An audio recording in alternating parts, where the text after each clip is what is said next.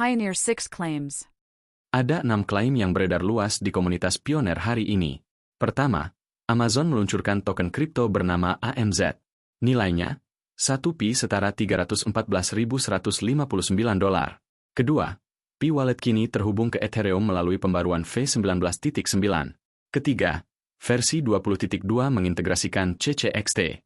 Pi akan segera listing di lebih dari 100 bursa. Keempat, lebih dari 50 bank dunia telah migrasi ke ISO 20022. Pi Network disebut sudah terintegrasi penuh dengan sistem perbankan global. Kelima, Pi Network sudah masuk daftar Kraken. Pi sudah terhubung langsung ke Federal Reserve Amerika Serikat. Keenam, akun Pi bisa diretas. Koin bisa hilang begitu saja. Ribuan pioner percaya pada keenam klaim ini. Tidak satupun dari keenam klaim ini didukung oleh dokumen resmi. Hari ini, saya akan membongkar semuanya, satu persatu, dengan data. Karena informasi yang salah lebih berbahaya dari tidak ada informasi sama sekali.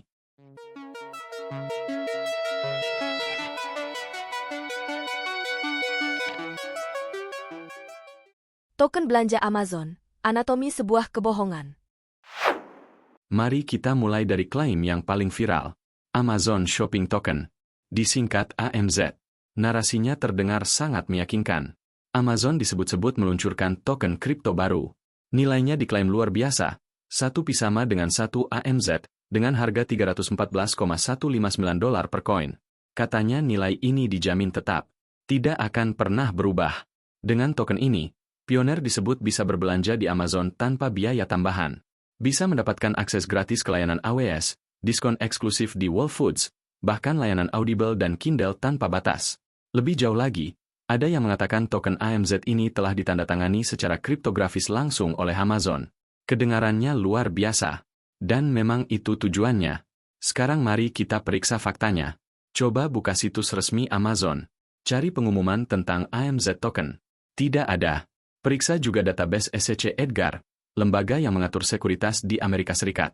Jika sebuah perusahaan publik meluncurkan token kripto untuk masyarakat, dokumen resminya harus dilaporkan. Namun tidak ada satupun filing yang berkaitan dengan token kripto Amazon. Sekarang lihat kanal resmi Pi Network. Tidak ada pengumuman kemitraan dengan Amazon.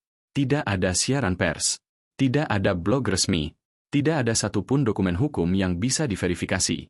Padahal klaim ini melibatkan perusahaan teknologi bernilai triliunan dolar.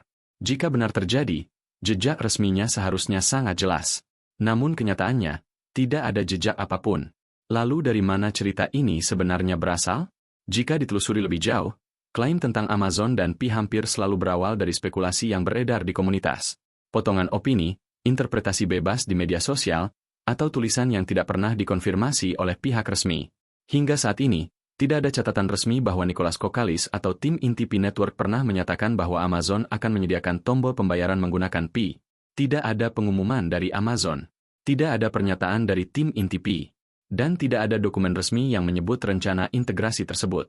Yang ada hanyalah interpretasi pihak ketiga yang kemudian beredar luas, dan perlahan berubah seolah-olah menjadi fakta. Inilah yang sering terjadi di dunia kripto. Sebuah spekulasi kecil di media sosial, setelah dibagikan berulang kali, akhirnya terdengar seperti kebenaran. Padahal sumbernya tidak pernah berasal dari pihak yang berwenang. Mengubah spekulasi menjadi fakta adalah salah satu kesalahan paling berbahaya dalam memahami informasi di dunia kripto. Dan pola seperti ini sebenarnya bukan hal baru. Sejak 2022, pola yang sama sudah berkali-kali muncul. Nama perusahaan besar dipinjam. Token palsu dibuat seolah-olah resmi. Lalu ditambahkan angka fantastis untuk memicu rasa takut tertinggal. Setelah itu narasi tersebut disebarkan ke komunitas yang sedang menunggu kabar baik. Target mereka bukan orang yang tidak tahu apa-apa. Target mereka adalah orang yang sudah percaya. Orang yang sudah menunggu lama. Karena orang yang sudah berharap jauh lebih mudah diyakinkan.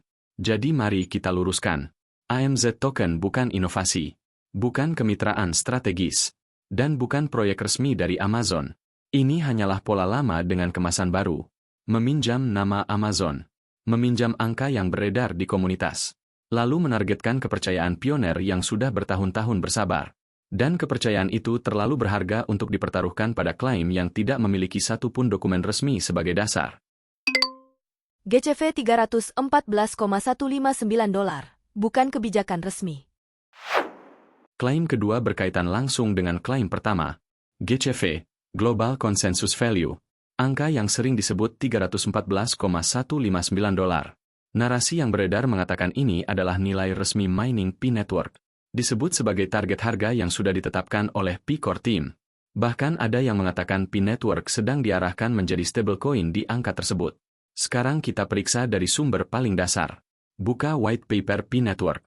Tidak ada satupun bagian dalam dokumen teknis resmi Pi yang menyebut target harga, termasuk angka $314,159. Dan yang lebih penting, Pi Core Team tidak pernah mengesahkan GCV sebagai kebijakan resmi. Tidak pernah. Lalu dari mana angka ini berasal? Angka 314159 adalah konstanta matematika Pi. Sebagian komunitas kemudian mengambil angka itu dan menjadikannya simbol aspirasi. Artinya jelas. GCV adalah konstruksi komunitas. Bukan kebijakan jaringan. Bukan target resmi. Dan bukan proyeksi yang pernah diumumkan oleh Pi Core Team. Lalu bagaimana sebenarnya harga sebuah aset kripto terbentuk? Jawabannya sederhana. Penawaran dan permintaanlah yang menentukan harga di pasar. Hari ini, transaksi Pi yang mendekati mekanisme pasar terjadi di beberapa bursa yang mendukung token mainnet, termasuk OKX dan Gate.io. Bukan angka yang ditetapkan secara sepihak oleh komunitas. Namun ada risiko yang jauh lebih nyata daripada sekadar kesalahan informasi.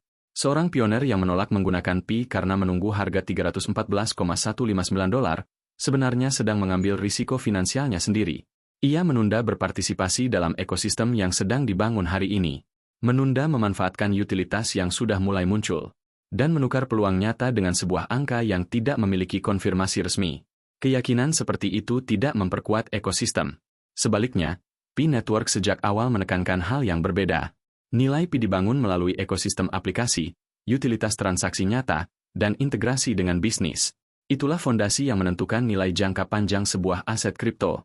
Bukan angka yang lahir dari sebuah konstanta matematika. Dan ada satu fakta yang tidak bisa dibantah. Pi Core Team tidak pernah menetapkan target harga untuk Picoin. Itu yang tertulis. Itu yang bisa diverifikasi. Dan sampai hari ini, itulah yang berlaku. V19.9, V20.2 dan CCXT. Realita teknis. Ada beberapa klaim yang beredar luas di komunitas Pi. Klaim pertama mengatakan versi 19.9 sudah selesai, dan Pi Wallet kini terhubung ke Ethereum. Klaim kedua menyebut versi 20.2 mengintegrasikan CCXT, sehingga Pi akan segera listing di ratusan exchange sekaligus. Klaim ketiga mengatakan PDEX yang disebut akan muncul pada 12 Maret 2026 adalah pintu masuk Pi ke bursa kripto eksternal. Ketiganya terdengar meyakinkan. Namun secara teknis, ketiga klaim ini tidak sesuai dengan fakta. Mari kita luruskan satu persatu. Pertama, tentang hubungan Pi dengan Ethereum. Arsitektur jaringan Pi dibangun di atas Stellar Consensus Protocol, atau sering disingkat SCP. Ini adalah mekanisme konsensus yang berbeda dari sistem yang digunakan oleh Ethereum Virtual Machine atau EVM. Keduanya berasal dari desain blockchain yang berbeda. Tidak kompatibel secara langsung, dan tidak ada jembatan teknis resmi yang diumumkan antara keduanya. Karena itu, klaim bahwa versi 19.9 menghubungkan Pi ke Ethereum tidak memiliki dasar dalam dokumentasi teknis resmi. Lalu apa sebenarnya versi 19.9? Ini hanyalah bagian dari rangkaian upgrade node yang berjalan bertahap. Urutannya dimulai dari V19.1, kemudian V19.6, dilanjutkan V19.9, kemudian V20.2, dan seterusnya menuju V23. Ini adalah proses peningkatan perangkat lunak node untuk stabilitas jaringan. Bukan pengumuman integrasi ke blockchain lain.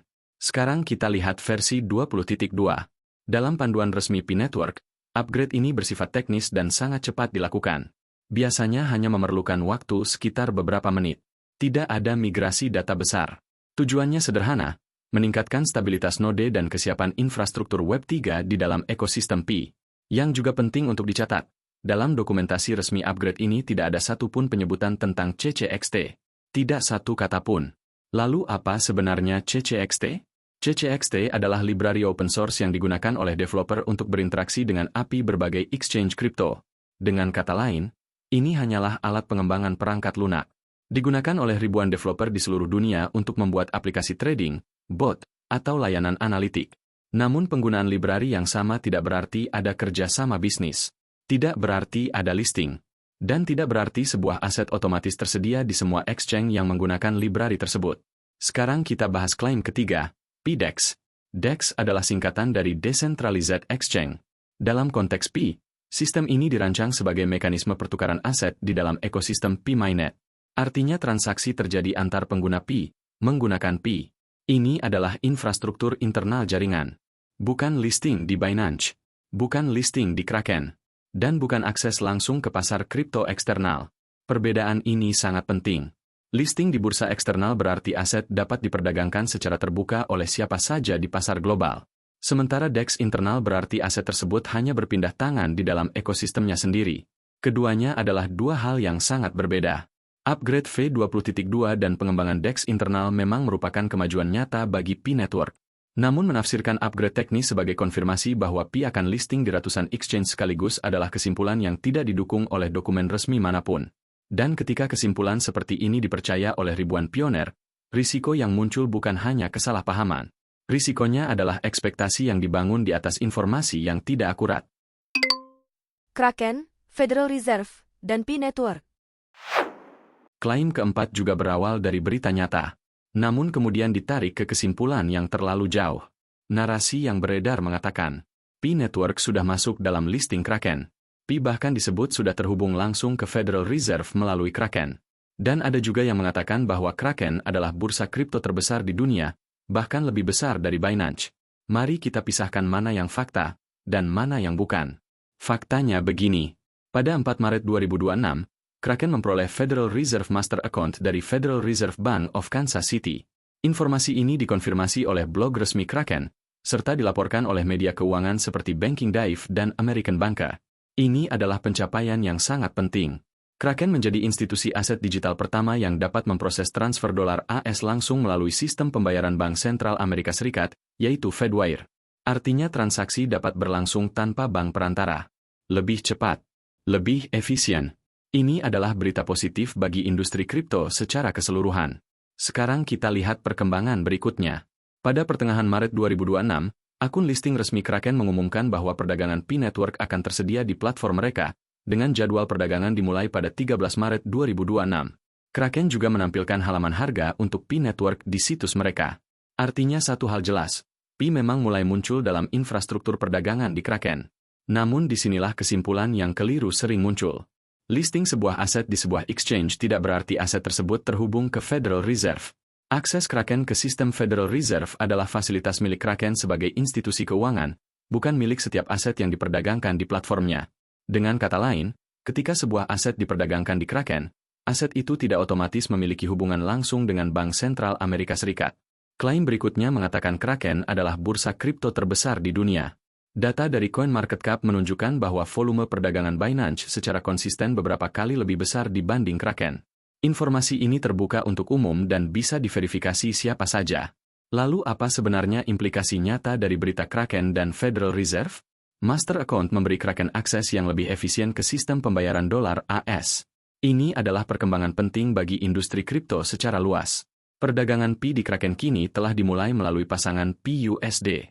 Ini berarti Pi mulai memasuki lingkungan pasar yang lebih terbuka di salah satu bursa kripto global. Namun tetap penting untuk memahami satu hal. Akses Kraken ke Federal Reserve dan perdagangan sebuah aset di Kraken adalah dua hal yang sepenuhnya berbeda. Mencampurkan keduanya menjadi satu narasi adalah kesalahan yang sering terjadi dalam diskusi kripto. Dan memahami perbedaan itu adalah bagian penting dari literasi di dunia kripto. Realita ISO 20022. Ada klaim lain yang cukup sering beredar di komunitas Pi. Klaimnya mengatakan bahwa lebih dari 50 bank, termasuk beberapa bank besar di Indonesia, sudah bermigrasi ke ISO 20022. Lalu ditarik kesimpulan bahwa karena Pi Network kompatibel dengan standar ini, maka bank-bank tersebut sudah mengintegrasikan Pi ke dalam sistem mereka. Kesimpulan ini tidak tepat. Mari kita lihat dulu apa sebenarnya ISO 20022. ISO 20022 adalah standar pesan keuangan global. Ini adalah format komunikasi yang digunakan lembaga keuangan untuk saling bertukar data transaksi secara terstruktur.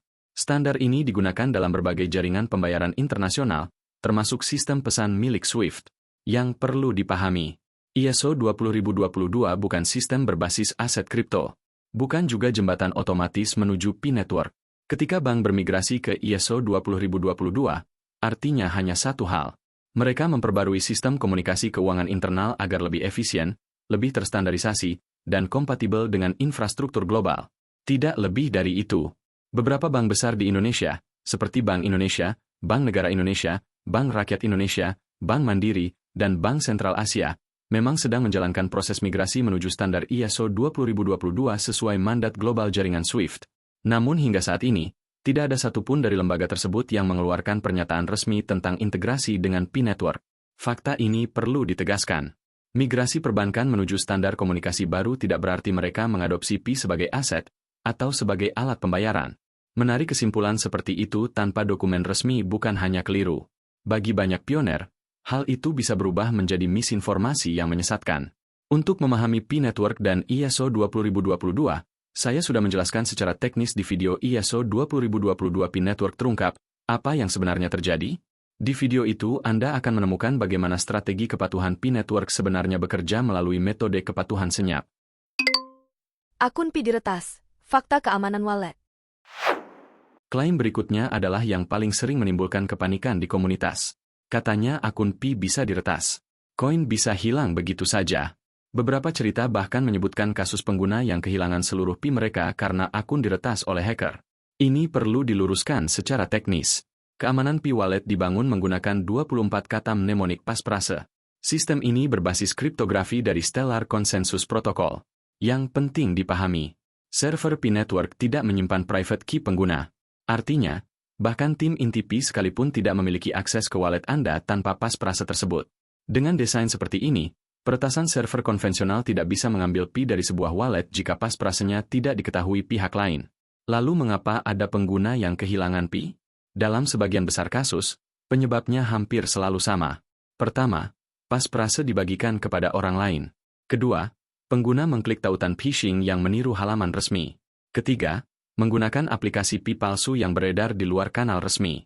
Keempat, proses KYC dan migrasi ke mainnet tidak diselesaikan sebelum batas waktu yang ditentukan. Ada satu perbedaan penting yang sering disalahpahami. Akun aplikasi Pi memang bisa diriset melalui email atau nomor telepon. Namun wallet on-chain tidak bekerja seperti itu. Akses ke wallet hanya bisa dilakukan dengan pasprase. Jika pasprase hilang, maka akses ke wallet juga hilang secara permanen. Tidak ada mekanisme pemulihan. Jadi dalam sebagian besar kasus, yang terjadi bukanlah peretasan sistem.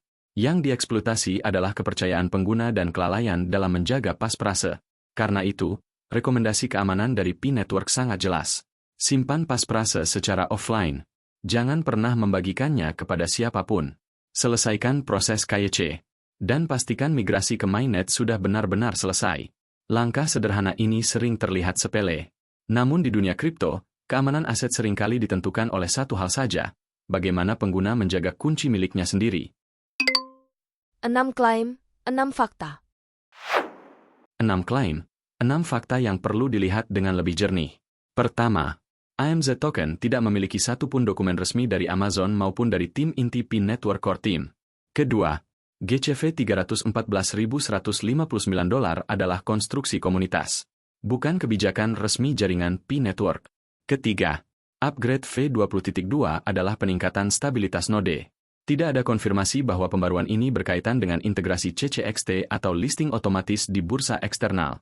Keempat, Kraken memang memperoleh akses ke sistem pembayaran Federal Reserve melalui Federal Reserve Bank of Kansas City. Kraken juga telah mengumumkan perdagangan P-Network di platform mereka.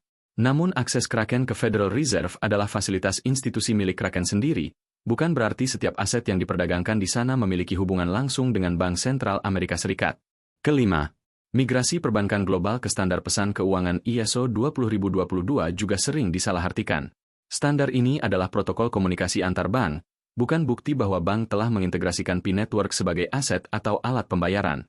Keenam, soal keamanan. P-Wallet tidak diretas dari sisi server. Yang paling sering menjadi celah adalah perilaku pengguna sendiri, seperti membagikan pasprase, terkena phishing, atau menggunakan aplikasi palsu. Di tengah semua klaim tersebut, ada satu hal yang justru sering terlewat. P-Network tetap berkembang secara nyata. Ekosistem aplikasi terus dibangun. Infrastruktur node telah melampaui ratusan ribu di berbagai negara. Program investasi seperti P Ventures bahkan menyiapkan pendanaan hingga $100 juta untuk mendukung pertumbuhan ekosistem. Itu sudah cukup untuk dianalisis dengan serius. Tidak perlu menambahkan cerita yang tidak memiliki dokumen resmi sebagai dasar. Karena di dunia kripto, Satu hal hampir selalu terbukti benar, informasi yang salah seringkali lebih berbahaya daripada tidak ada informasi sama sekali.